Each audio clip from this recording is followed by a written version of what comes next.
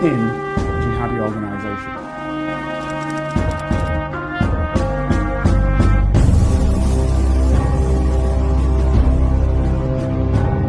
If you'd like to help Carlton keep producing the Black Spy podcast and receive episodes and information that's only available to Carlton's special Patreon agents, then you can donate as little as £3, €4 or $5 a month by signing up with Patreon. See the Black Spy podcast notes or Google Patreon Black Spy podcast and pledge your monthly amount. You can even win the opportunity to be a guest on the show.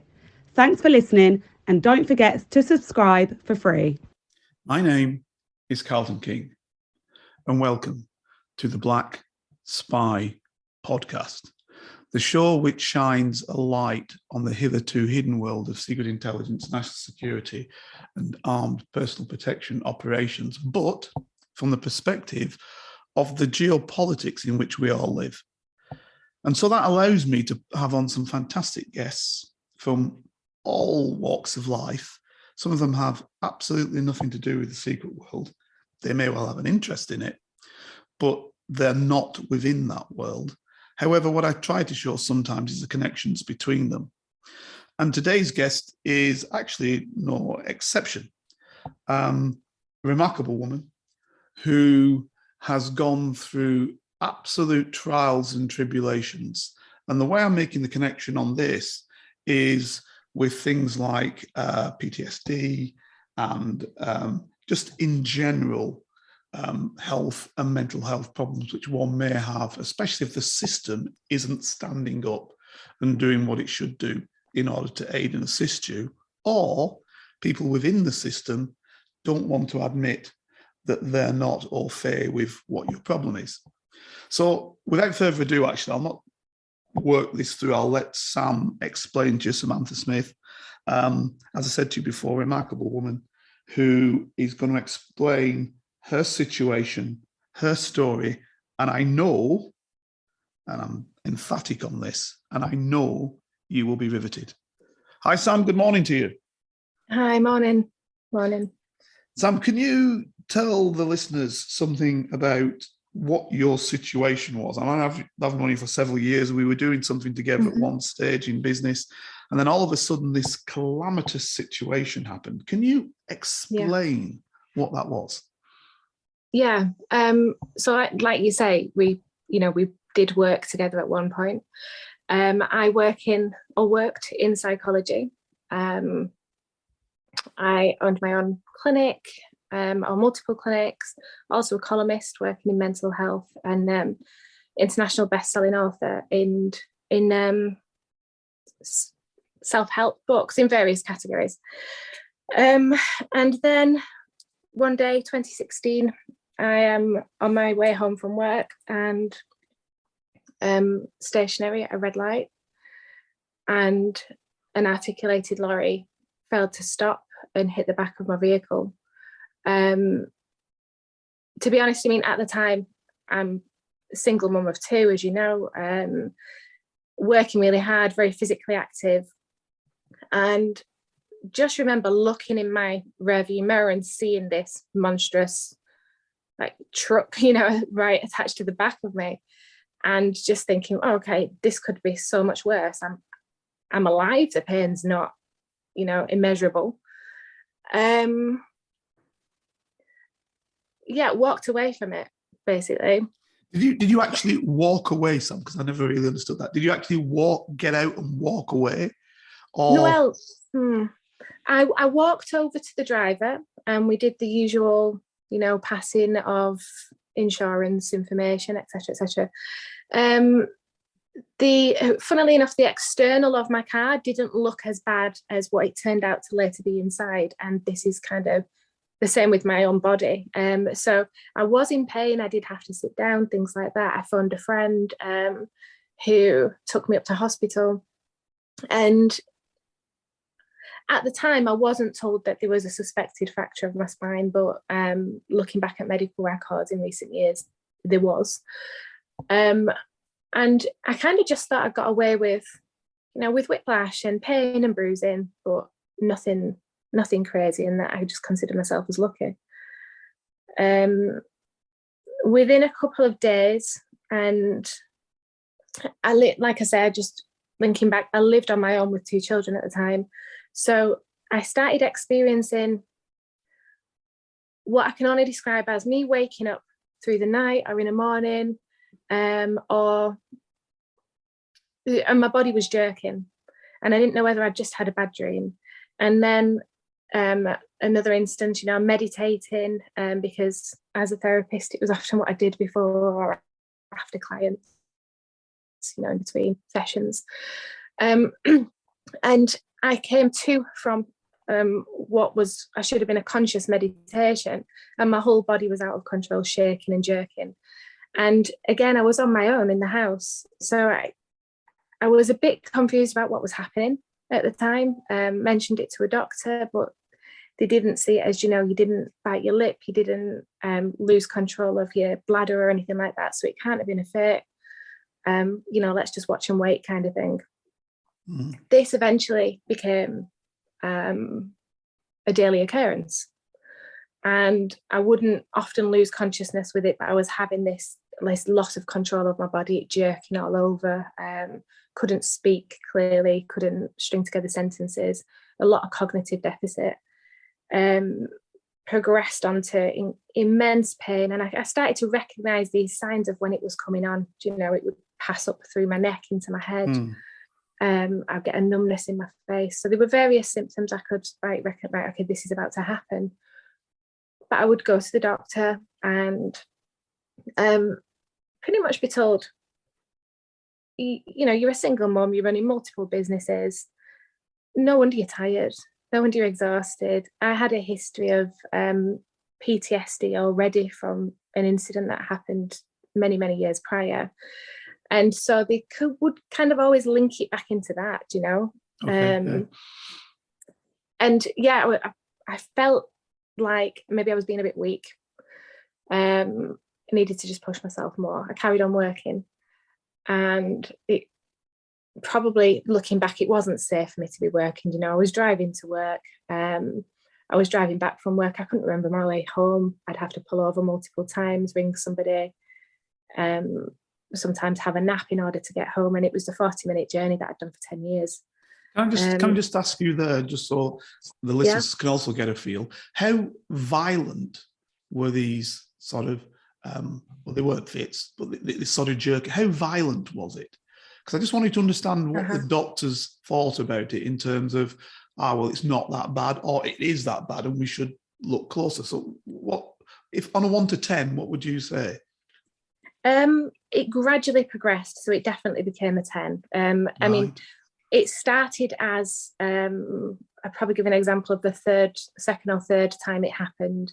I was walking into the kitchen. I had my children with me who were 6 and 7 at the time. And I'm walking from my living room to my kitchen, and the next thing I know, I'm sat on the floor, kind of in a in-between state of being sat up and lay down and kind of curled up in a ball, like fetal position. Mm-hmm. My whole body's jerking. I'm coming round from some sort of unconsciousness. I've bit the inside of my mouth till it bleeds. And I can't, even when I'm becoming conscious, I still can't control all of this jerking in my head, my neck, my upper body, my lower body, you know, and a very strange tingling sensation throughout. That was mild in comparison to what was to come. Yeah. And this you reported to the doctors? You reported that level to the doctors? Yeah, I mean, because it wasn't one doctor, was it? It was multiple doctors. Many doctors. It was the GP surgery, which eventually asked me to leave because they said they couldn't help me and maybe I needed another doctor. I think they actually thought that I was being neurotic. I was asked, what do you expect from me? Do you want drugs? And so it was a very negative. I started to dread going to the doctors, and on that occasion I ended up going to the hospital. A friend took me up there, and they kept me in for a couple of hours, waited till my body calmed down. I mean, they could see that my body was still jerking and spasming and shaking all over. That I was in a lot of pain, so they give me pain medication and fluids, and then send me on my way, and that would calm my body down until eventually what became a case of, if I was in an upright position for 10, 15 minutes, this would happen. And it progressed to the stage where I was having paralysis alongside of it. So I would completely lose all strength, all movement in my body, just full stop whilst it was occurring. And I could feel it coming on. I also couldn't communicate. So as this was coming on, I would try to warn somebody what was about to happen. Mm-hmm. So it just became completely unsafe for me to be independent in any way at all. And because of, I guess, the lack of answers that I were getting, I was hearing a lot of, everybody gets tired, everybody gets pain. I pushed myself and sometimes also hid it, pretended I was at work when I was in bed. But yeah, pushed myself a lot until I collapsed on a client, and I should have been caring for that client. And the dynamics completely shifted. And I realized that something had to give. So the problem that I mean, listeners can hear and I can see already is that you've been to the people who should assist you. Don't get me wrong, obviously people have tried to assist you in some way in hospital and so on and so forth. But I think what they don't know is what it is. Is that right? And hence, because they don't know, don't really wish to say they don't know? Or what? Can you explain that? I think that, I mean, it's a blessing and a curse to have, I guess, such a knowledge of psychology, because I am naturally observing people's behaviours. And when you're in this dynamic, this environment with doctors who some immediately don't know, and it might affect their ego as such, immediately, like you're stepping on eggshells, you're pre-planning how you're going to word things, so that you don't affect them in a way that when they don't know what it is, they're going to just dismiss you. You want them to care. So I was I have probably tried every technique in the book, to be honest with you, on how to get somebody to really invest in it. And I did get put on an NHS waiting list to see a neurologist, assuming it was something to do with my brain, or maybe I had, epilepsy, or I don't know, something like that. And the waiting list was a long time, and I was losing my business. I was, my only source of income. I was unable to live at home. I was like living from my parents' back bedroom, and were gradually just losing the ability to do anything. So I decided at that point to pay privately to see a neurologist who would obviously examine my brain, spine, do a test to see whether or not it was epilepsy and other things. And he told me he couldn't find anything wrong, but he believed that maybe it was my heart. He was noticing some issues with my heart. So he referred me to a cardiologist who would, do the tests on my heart, who did find that there were some issues, but they felt that it was caused by the autonomic nervous system, which is influenced by your spinal cord, which send the messages out to every part of your body. It's basically the telephone line, for sending the messages from brain to wherever in the body. So they felt that was being influenced somehow and was affecting my heart. And that was the point where I kind of started to push. So I'd been under the care of a rheumatologist because I'd had pains since pregnancy for like the 7 years before in my pelvis. And when I went to this appointment, this rheumatology, it was just like an annual appointment. I said to the lady, I believe I've got this rare condition called Ehlers-Danlos syndrome. Right. So now let me just jump straight in. How have you come to that prognosis when the individuals in the field have not? Yeah. By living it, I think. So the problem with what I see with our, I guess, healthcare system is that you go to a neurologist and you speak about the problems, with your brain, your spine, your nervous system, and you go to various other specialists and they deal with their area, but nobody connects the link between each one. So from the age of 20, 20 when I had my first child. Through to that stage, I'd had really strange experiences. For example, sitting in a university lecture at one point, and I don't know if I'd just had my son or if I was pregnant, I'm not sure. I remember being sat in the pews, listening to my lecturer, and suddenly one eye went black and I couldn't see anything through it at all. I just calmly got up, left, got the train home, didn't want to make a fuss, went to an optician, and the optician said my retina was bleeding, like it was trying to detach. And I went through probably about 18 months of testing and eventually got my vision back as the blood dissipated, but nobody ever found the cause of it. And there were multiple other issues like that. Retina normally is with you getting punched in the eye or whatever, a la Frank Bruno. Yeah, significant trauma. Exactly. There's generally a traumatic reason for it. Had you had such a traumatic reason at all? No, absolutely nothing. And that was the question that kept being repeated. Like, you must have had a trauma. And it'd been absolutely nothing, not a thing.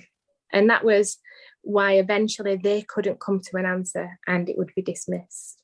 Right. You know, and I would be seeing 3-4 other specialists for other similar things with different parts of my body, and would always end up being dismissed and discharged. And I started to realise, come on, there's got to be something linking all of these strange experiences up. This doesn't happen to my friends, you know, this is just happening to me. Hence me researching and understanding that connective tissues, collagen, some people know this main one better as, is just rife in your body. And if you've got a problem with that, you are more prone to many issues, because basically it's the glue in your body, and that glue's weak.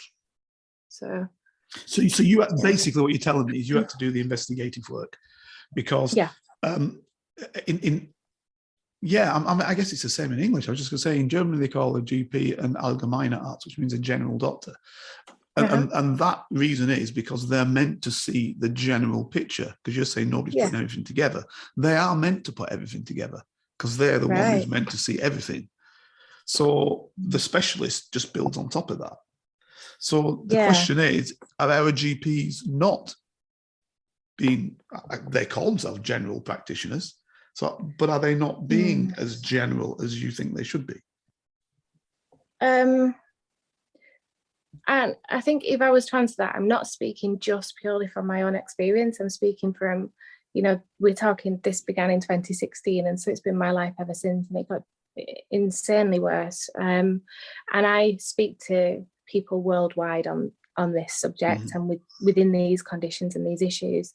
And no, they're absolutely not. I think what generally happens is there's definitely a huge, I'm trying to find my word, sorry, a huge financial influence, factors at play massively. But there are also other factors at play. So, you know, the doctors, the GPs are generally really at the moment what I would consider a gatekeeper for you to be able to see the specialist. And if they don't consider you in that area, or they don't understand it, I'm not saying they're all the same, you know, but often you then don't get that referral. So I consider them more as a because gatekeeper. It costs them. Is that why you're saying the fiscal element? Because it costs them to send you, or what's?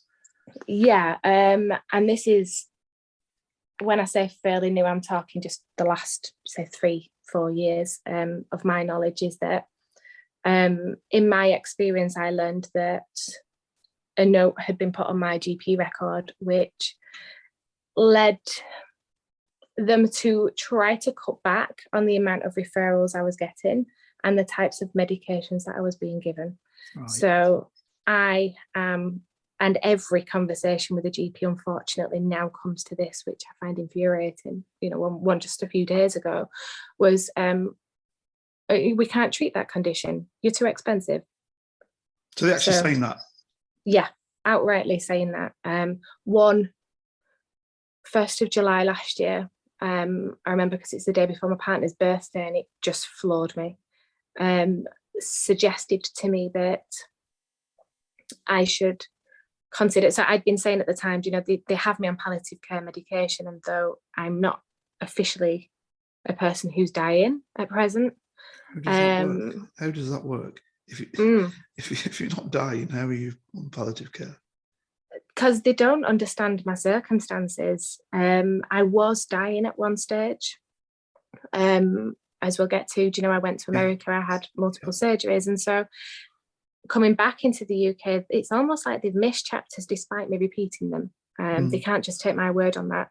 So they have me on drugs which are far greater than a lot of people in the hospice, far stronger.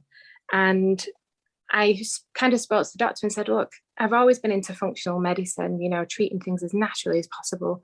And this circumstance that I've been through has led me down a path where a lot of this I've had no choice from, and I've had to overcome addictions to circumstances that I've been put in. Yeah. But when I've asked for the GPs and other doctors, pain clinics, etc., help with this, the response on 2 occasions was, I said, look, I'm 34 now. I really don't believe I'm going to live till 40 if I keep taking the drugs you're giving me. Like, it's really because the drugs are going to be the ones that will kill you rather than absolutely the condition. Absolutely. That's what you're saying. Yeah, and there's treatments, these nerve blocks, these things for pain I could be given that is not going to shut my body down, that is not for a person who's terminally ill. And I needed their help with withdrawing, or I requested their help with withdrawing, and B, trying to find alternatives, any alternative that was more healthy, that would allow me to live like I should be able to. Yeah. And the response of one doctor in particular was, if you went to America and had private treatments, as you have in other cases, why would you not either A, take this life of, taking as much of these drugs as you want so you're in less pain, have a better quality of life, and die in 5 years, or start looking into euthanasia. What? Yeah. And that was repeated 2 weeks later by another doctor. So not the same guy, somebody completely, or gal, somebody completely different. Yeah, I was trying to discuss this conversation in the hope to have some, I guess, reassurance, support, explain what had been said to me, and to kind of expected them to say, no, you have a long life ahead of you. But and I know agreed. I do. Yeah, they agreed. Yeah. They said I'm costing a lot of money, and that might be something that I could use, I guess, keep in my pocket.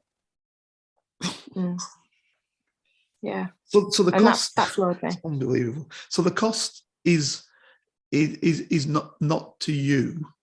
The cost is to the health service, is what they're saying. And yes. What do private doctors say when you speak to them, when you actually use your own money? What are they suggesting, the same type of thing?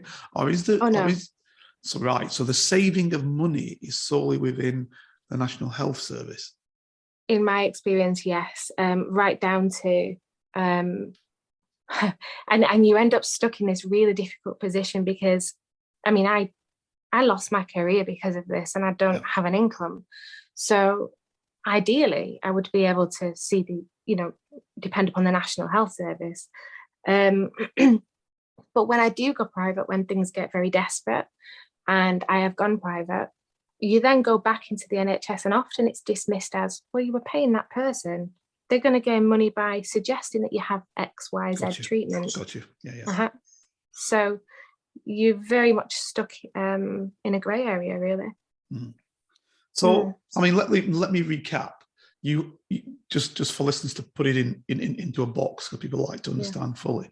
So you basically had the accident. So first thing, was the accident part of the problem, or is it just happened to be an accident and that wasn't part of it? No, the accident, and I didn't realise until I'd down the line when a surgeon explained to me this is caused by a trauma, and we linked back the dates to, oh my gosh, these symptoms literally occurred within days of that accident. It was some time before I linked the two, whether that's because of the immense cognitive decline that I experienced, or everything else that was going on around me, I don't know. But yeah, without a doubt, the accident was paramount to it, and without that accident I would have continued the life that I had. So practically the genesis of it. Yeah. Okay, so now that's important for a different avenue that I don't know if you've gone down the avenue, because obviously there are insurance aspects that you could potentially go to with the lorry driver. You would hope I don't so. know if you thought about that, but I'm just suggesting that. Yeah. And because you didn't know at the time, you now subsequently have evidence to, maybe stronger than suggest it, but to stipulate it, because you've got a surgeon saying that. Maybe that's yeah. I have to be careful with what I can and can't say here. okay. But at the time, with regards to the whiplash and the pain that I suffered, there was already an insurance claim moving. Yeah. Months later, when this link was made between how significant it actually was by the world specialists, that then escalated.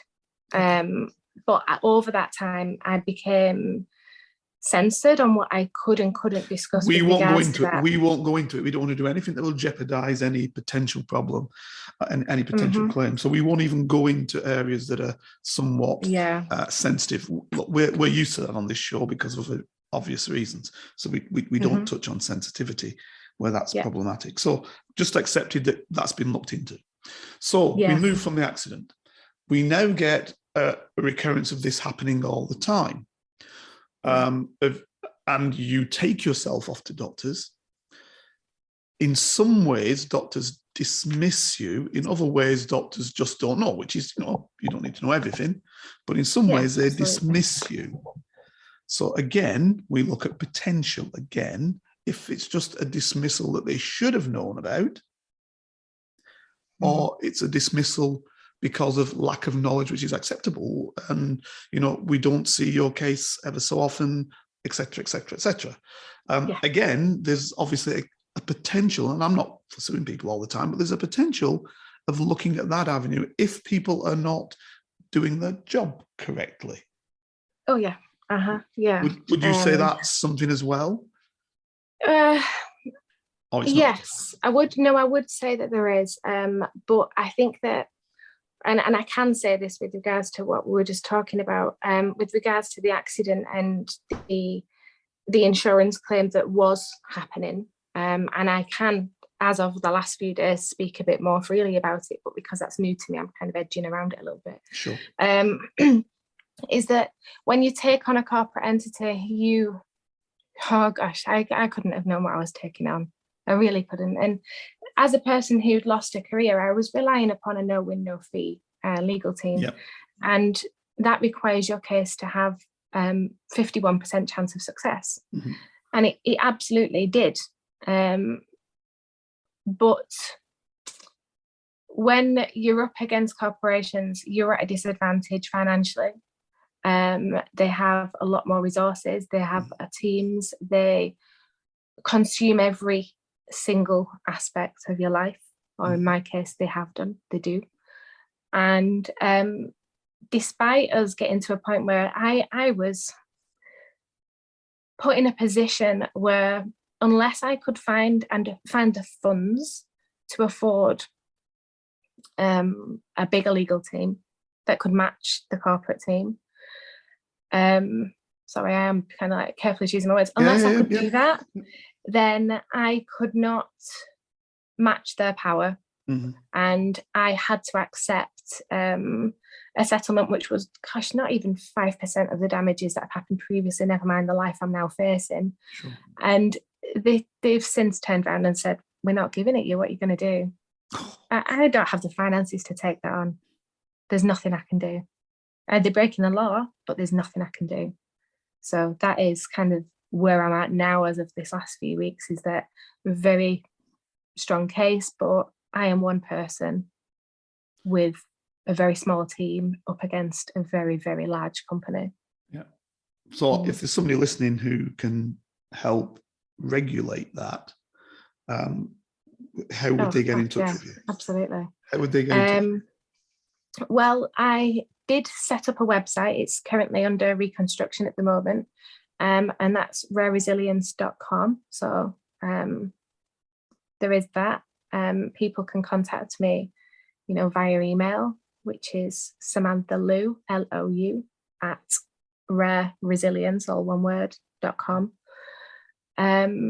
And I've also got various social media, and even just, popping into Google, Samantha Smith and spine or anything like that will generally lead people to me via social media. Super. And other I mean, I'll put aspects. that in the program notes, and we'll get that out. Thank you. So now we want to step further, because you've had trials and tribulations. I'm going to add something else in. And the problem with today's modern world is that we too often are judgmental on statements that don't necessarily all lean in one way. I think we have issues with gender with this. We have issues with race with this. We have issues with sexual preference with this. So I give you an example. For me, if somebody calls something a blackboard, it's a blackboard. Or if it's a black day, it's a black day. If somebody's saying it, those are not really the issues that are going to affect me. The issues that are going to affect me as a black person is when somebody doesn't do something for me, and purposefully or cognitively not purposefully, but because of the dissonance that there is around, has a perspective on me that is negative towards me, and therefore doesn't give me opportunity. But the fact that you utilize the words, I mean, I think it's gone in many ways a little bit too far, and I can say that from my perspective of like, no, I'm going to say something here. You are an attractive woman, right? And I'm wondering whether that is one of your problems. Because, and I'll put it this way, when you present, they'll put you on palliative care, but people might turn around and say, well, she don't look like she's dying. Yeah? She's sort of glammed up. Why? If she's dying, surely she'd be like, whatever. Do you think that has caused you a problem? Oh, yeah. And I, not in the egotistical sense of I am an attractive, but more a case of I am incredibly conscious, especially as my legal case has been happening, and I am under observation, let's say, by the people, by their teams. And I'm incredibly aware that if I don't look sick externally, then I'm not sick to that person. For example, the words came up. Yeah, for example, I mean, it's come up in hospitals, it's come up online very many times, because my case was, my story was shared, worldwide over a number of years. So this has come at me many times. I've had people say nobody would be helping to save her life if she wasn't an attractive woman.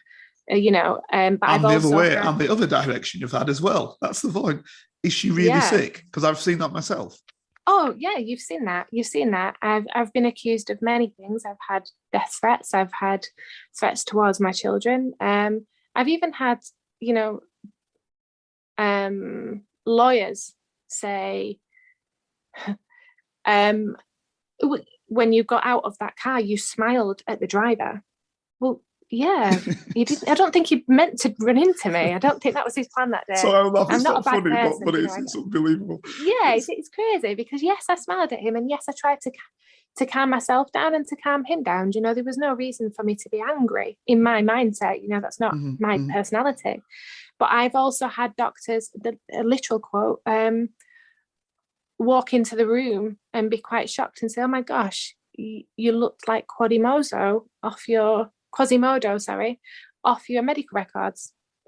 And now I'm confused. And so it doesn't match up in people's minds sometimes. What I guess a disabled person now is what I guess I am, should look like or should behave like at times. So and you've got that, it's forefront of your mind. This is the juncture where I'll need to put you through the aspect of you going back in time and explaining how you got the opportunity to go to the United States and what happened there. Well, opportunity, was it an opportunity? I mean, that's probably the wrong word when you explain what happened. How you got media to cover you, and how that affected in 2 or 3 different ways, fiscally and you mentally, how that affected you and your case. Yeah. Okay, so just to pre-warn you, I do have, my brainstem is still compressed, so I do have some, like, I might ask you to repeat your questions. Okay, no problem. Just in case I forget. But yeah, how I got there. So basically, because you had the appeal, you had the Samantha appeal. So I did, and that was not planned, and it did come from nowhere. So I had been to see a professor. No, on the NHS, I'd been referred to a geneticist, and this geneticist said to me,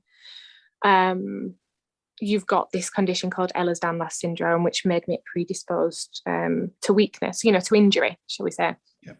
So she suggested, there is no treatment for it. There's a professor in London. I would highly recommend, if you can see him, but he's private. We need to discuss, this is a genetic condition. So I've got 2 children, and we need to really look into things somewhat more, but we can't on the NHS. So she sent me on my way, and she was very lovely. She checked in with me later. Because the rheumatologist who had referred me to her, on my demand of, I can't leave the office until I get answers now, everything's falling apart, she discharged me. She was not happy that I had pushed for this appointment, and did not believe that I had the condition nor the right to be, pushing for the diagnosis. Yeah. So I followed the geneticist's advice. I did get to go and see the professor in London, who confirmed that I had this genetic condition, and also said to me at the time, something isn't right. Your brain, your spine, something isn't right. I believe you've got this thing called Chiari malformation, or maybe your spine's unstable, not quite sure. But the UK will not treat this, and they will not acknowledge it. This is the short version. So I went home, did my research online, found a community of people who were going through very similar experiences. And there were at that point 2 surgeons in the world who could help, both in America. And over the following months, one was to also appear in Barcelona, but he was fairly new to the game. So what I learned at that stage was, I went for 2 MRI scans, and I went for a private one, which involved me being upright in the MRI machine. And that's because if your glue's not holding your body together properly, naturally gravity works against you. So the theory is, if you're upright in the machine, and that's when you're having the problems in an upright position, that's really how you should be scanned. When you lie back down, things might fall back into place. On the same day as me receiving the NHS, and I'm not here to bash the NHS, I've worked for them, and I understand how hard a lot of them worked, but on the same day as me receiving the NHS MRI of me lying down, which said no abnormalities detected, patient discharged, right, I received a letter which said that my life was very much at risk. My spine was collapsing, my brainstem was compressed, and my spinal cord was being crushed. And this is where we got the headline from in the newspapers: woman's head killing her, crushing her body. Yeah, well, I went to the specialist in Barcelona for more detailed scans, and his report at that stage was quite a shock. At this point of the interview, I realised that I had to take time to stop where we were with Samantha's story. In order to do it justice, I knew that what I needed to do was do something I've never done on the show before. Yes, I've done part 1s and part 2s of interviews, but what I've never done is actually figured that we need to go further, that we may need to do part 3 and even part 4. But what I didn't want to do was not do justice to Samantha's story. Frankly, to one young woman's fight for her life. So I've stopped part 1 here. We're going to get part 2 next week. See you then. If you'd like to help Carlton keep producing the Black Spy podcast and receive episodes and information that's only available to Carlton's special Patreon agents, then you can donate as little as £3, €4 or $5 a month by signing up with Patreon. See the Black Spy podcast notes or Google Patreon Black Spy podcast and pledge your monthly amount. You can even win the opportunity to be a guest on the show. Thanks for listening, and don't forget to subscribe for free. Here is a working class spy telling his stories, the secrets, the lives of spies. Feel free to message Carlton King on all socials and give this show 5 stars on Apple iTunes and subscribe so you never miss a single episode. For your ears only. I was a member of Her Majesty's Secret Intelligence Service.